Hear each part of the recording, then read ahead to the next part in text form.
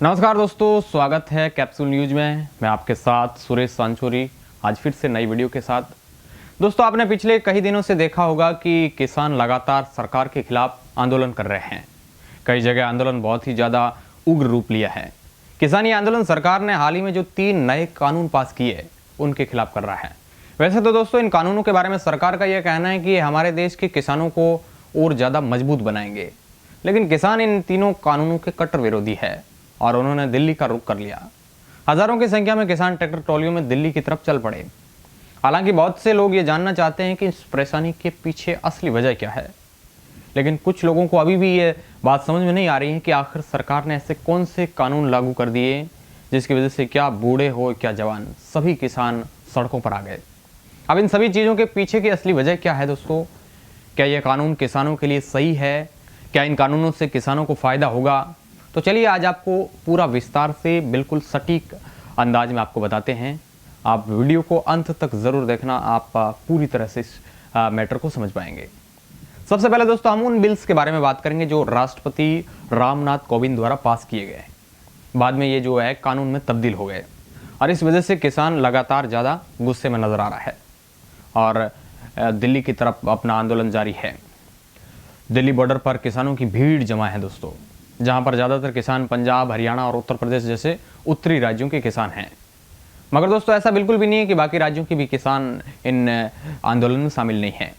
और इस चीज़ की सबसे बड़ी वजह यह है कि इस बार सभी तरह के अधिकार किसानों से लेते हुए उन्हें यह दिखाया जा रहे हैं कि ये कानून उनकी मदद करेंगे।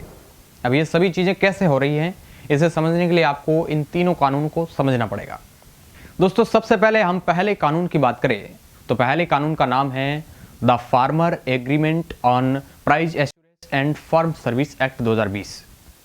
लेकिन हम इससे कॉन्ट्रैक्ट फार्मिंग भी कह सकते हैं, क्योंकि इसके मुताबिक अगर कोई भी कंपनी किसी किसान से उसका अनाज खरीदती है तो वो अनाज के उगने से पहले ही उसको कॉन्ट्रैक्ट करके चीज़ों के दाम तय कर सकती है। फिर चाहे अनाज के कटने के बाद चीज़ों के दाम बढ़े या घटे, जो दाम कॉन्ट्रैक्ट में साइन हुआ है किसान को वही दाम मिलेंगे।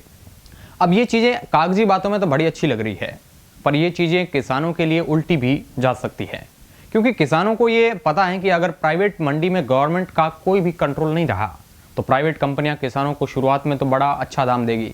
ठीक वैसे ही जैसे जियो कंपनी जब देश में आई थी तो उसने फ्री में ही इंटरनेट डाटा बांटना शुरू कर दिया, लेकिन बाद में उन्होंने ऐसा कब्जा किया कि पहले जो इंसान महीने में अपने फ़ोन पर मुश्किल से 50 से 100 रुपये का रिचार्ज खर्च करता था, वो आज आदत के चलते 300 तक खर्च कर देता है।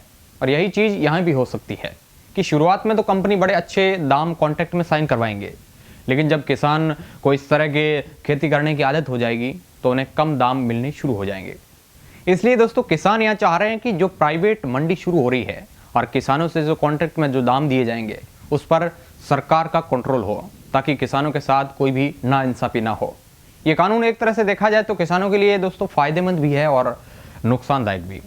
हालांकि दोस्तों, ये कानून कोई नया कानून नहीं है, इस तरह का पहले भी हो रहा था, लेकिन पहले ये छोटे स्तर पर हो रहा था। लेकिन अब सरकार द्वारा ये कानून बना दिया गया है तो उसके बाद ये बड़े स्तर पर काम होगा। अब दोस्तों, हम हमारे दूसरे कानून पर आते हैं। उसका नाम the farmer produce trade and commerce act 2020। अब नाम काफ़ी बड़ा है, लेकिन अगर हम इस कानून को आसान शब्दों में बताएं तो इसके मुताबिक किसान कहीं पर भी अपनी उपज को बेच सकता है। यानी कि अगर कोई राजस्थान का किसान है तो वो अपनी उपज को उत्तर प्रदेश या फिर दूसरे राज्यों में जाकर बेच सकता है। हालांकि अगर हम आपको सच्चाई में बताएं तो ये दिखाया जा रहा है कि ये एक नए कानून में है, लेकिन दोस्तों शुरुआत में भी ऐसी कोई बंदिश नहीं थी। हाँ, ट्रेडर जिस राज्य में लाइसेंस लेता था उसी राज्य में अनाज बेच सकता था, लेकिन किसानों पर ऐसी कोई बंदिश नहीं थी, वो कहीं से भी अपने अनाज को बेच सकते थे। तो यहाँ पर सरकार इस चीज़ को दिखाकर सिर्फ अपने आप को शार्प करने की कोशिश कर रही है। और दोस्तों, इस कानून में दूसरी बात ये कही गई है कि प्राइवेट मंडी इस्टेब्लिश्ड कर दी जाएगी। अब इसका क्या मतलब है वो आज आपको पता चलेगा, लेकिन अभी का क्या हाल है दोस्तों? पहले आपको उसे समझना होगा जहां पर इस समय भारत में एपीएमसी मौजूद है, यानी कि एग्रीकल्चर प्रोड्यूस मार्केटिंग, जिन्हें आमतौर पर हम कृषि मंडी के नाम से जानते हैं। और इस तरह की मंडी में लाइसेंस्ड मिडलमैन होते हैं जो किसानों से अनाज खरीदते हैं और फिर उसे रिटेलर्स या फिर बड़े बड़े ट्रेडर्स को बेचते हैं। अब ये सवाल आता है कि नए कानून से बदलाव क्या आएगा? तो अभी तक कोई भी फेमस मैन्युफैक्चरिंग कंपनी अपना रॉ मटेरियल मिडलमैन से खरीदती थी, लेकिन अब नए कानून के तहत जितनी भी बड़ी बड़ी कंपनियां हैं वो डायरेक्ट जाकर किसानों से चीज़ें खरीद सकती है। अब आप सोच रहे होंगे कि ये तो अच्छी बात है, इस पर किसानों को गुस्सा क्यों है।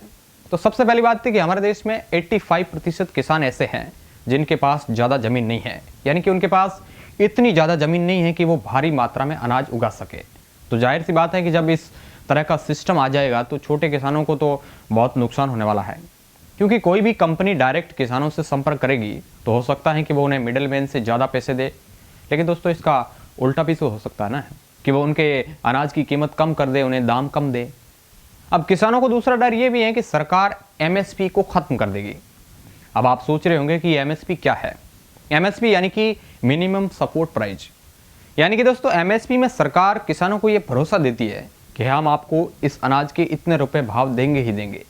एमएसपी किसानों को एक प्रकार से सरकार की तरफ से सिक्योरिटी आप मान सकते हैं। अगर बाजार में भाव डाउन भी हो जाए तो सरकार एमएसपी के तहत मिनिमम मूल्य के तहत अनाज खरीदेगी। यहाँ पर किसानों को डर यह है कि सरकार एमएसपी खत्म करके ये सारा काम प्राइवेट कंपनियों के हवाले कर देगी। अब आपको पता ही है कि प्राइवेट कंपनियां अपनी मनमानी तो करेगी। इस बात को लेकर किसान आंदोलन कर रहा है कि एमएसपी पर सरकार पुनर्विचार करे। हालांकि अब किसान पूरे तीनों कानूनों को रद्द करने की मांग कर रहा है, लेकिन दोस्तों यहाँ पर सरकार कह रही है कि हम एमएसपी को खत्म नहीं कर रहे हैं। एमएसपी के तहत सरकार भी अनाज खरीदेगी और प्राइवेट कंपनियां भी खरीदेगी। दोस्तों अब बात करते हैं तीसरे कानून की, जिसका नाम एसेंशियल कमोडिटी एक्ट 2020, जो कि जमाखोरी पर बनाया गया है। क्योंकि दोस्तों पहले भारत में इस तरह की खबरें बहुत ज़्यादा चलती थी कि जो मिडल मैन वगैरह जो होते हैं वो जब चीज़ों के दाम कम होते हैं तो उन्हें खरीद कर रख लेते हैं ताकि जब दाम बढ़े तो उन्हें महंगे दामों में बेच सके, जिस वजह से जमाखोरी होती थी और लोगों तक सही कीमत पर चीज़ें नहीं पहुँच पाती। इस वजह से ये कानून बनाया गया था कि केवल सीमित मात्रा में ही चीज़ों को इकट्ठा किया जा सकता है। मगर अब सरकार ने क्या किया कि उस कानून में ढिलाई देकर नए कानून के तहत असीमित मात्रा में चीज़ें इकट्ठी की जा सकती, इसकी छूट दे दी। यानी कि अब कोई भी व्यापारी भारी मात्रा में अनाज को इकट्ठा कर सकता है। अब दोस्तों इस कानून में सरकार का क्या मकसद है ये तो मुझे नहीं पता है। यहाँ पर सरकार कह रही है कि केवल व्यापारी ही नहीं, किसान भी स्टोर कर सकता है। लेकिन अगर देखा जाए तो ये कानून किसानों पर ही भारी पड़ता नजर आ रहा है, क्योंकि जिस साल अनाज कम मात्रा में उगेंगे और चीज़ों के दाम बढ़ेंगे तो कोई भी किसानों को सही दाम देने के लिए राजी नहीं होगा, क्योंकि लोग बड़ी आसानी से ये कह सकेंगे कि उनके पास तो पहले से ही इतनी मात्रा में अनाज मौजूद है। अगर किसान कम दाम में अनाज बेचना चाहे तो वो बेचे, वरना कोई बात नहीं, उनके पास तो पहले से अनाज है जो उन्हें खरीद के रखा है। यानी कि साफ तौर पर जो काम पहले मिडल मैन करते थे वो अब कमर्शियल लोग यानी कि प्राइवेट प्लेयर्स भी करेंगे और सीधे तौर पर उनका नुकसान किसानों को ही है। दोस्तों मुझे तो ये कानून थोड़ा ठीक नहीं लगा, क्योंकि इस कानून से किसानों को तो ज़्यादा फायदा होगा नहीं, अगर होगा तो इन बड़े बड़े व्यापारियों का। सीधे तौर पर कहे तो ये एक प्रकार से इन बड़े बड़े व्यापारियों का काला बाजारी को छूट दी गई है। अब दोस्तों आप समझ गए होंगे कि ये 3 कानून क्या है और इनसे क्या फ़ायदा होगा, क्या नुकसान होगा, इन कानूनों में क्या कमियां हैं ये भी आप समझ गए होंगे। लेकिन अगर हम इन सभी बातों को साफ शब्दों में कहें तो यहाँ पर सारी पावर सरकार प्राइवेट कंपनियों के हाथों में थमाने की कोशिश कर रही है, ताकि सरकार को इस उलझन में ज़्यादा पड़ना ना पड़े। जिससे ये बात जाहिर होती है कि जितने भी इंडस्ट्रियल लोग होते हैं वो आपस में मिलकर किसानों पर दबाव डालेंगे। अब दोस्तों जहाँ पर पूरा काम प्राइवेट कंपनियों के हाथों में चला जाता है तो नुकसान किसानों को ही होने वाला है। और इन कानूनों में साफ लिखा हुआ है कि इनमें सरकार की कोई मतलब कंट्रोल नहीं होगा। प्राइवेट जो जैसे कॉन्ट्रैक्ट साइनिंग वाला ये कानून हो गया, और इसी बात को लेकर किसान गुस्से में हैं, जो ये चाहते हैं कि पहली बात तो सरकार सभी कानूनों को हटा दे, और अगर सरकार इन कानूनों को नहीं हटाती है तो जो कानून उन्होंने लागू किए हैं उस पर सरकार की पकड़ होनी चाहिए। क्योंकि अगर कल कोई किसानों के साथ नाइंसाफ़ी होती है तो किसान अपनी बातों को सरकार के सामने रख सकते हैं और उन्हें दबाया नहीं जाएगा। इसलिए किसान इतने दिनों से लगातार आंदोलन कर रहे हैं ताकि सरकार इन सभी कानूनों पर अपनी पकड़ बनाए। और अगर आपने गौर किया होगा तो जितने भी कानून हैं ये कहीं ना कहीं अगर ज़्यादा फ़ायदा पहुंचाते हैं तो बड़े किसानों को और व्यापारियों को, क्योंकि इन सभी चीज़ों में छोटे किसानों का कोई रोल नहीं है। अब जाहिर सी बात है कि जिस किसान की ज़मीन से मुश्किल से 5 क्विंटल गेहूँ भी नहीं उग पाता है वो भला बड़ी बड़ी इंडस्ट्री से कैसे बात करेगा। इसलिए सरकार ने जो पावर प्राइवेट प्लेयर्स को दी है वो उनके बजाय किसानों को देनी चाहिए, क्योंकि अगर देश का किसान ही दोस्तों खुश नहीं रहेगा तो हमें नहीं लगता है कि देश कभी तरक्की कर पाएगा। अब दोस्तों इसके ऊपर आपका क्या कहना है हमें कमेंट करके ज़रूर बताइए, और इस तरह की इन्फॉर्मेटिव वीडियो देखने के लिए इस चैनल को आप सब्सक्राइब कर सकते हैं। वीडियो के अंत तक बने रहने के लिए आपका बहुत बहुत धन्यवाद।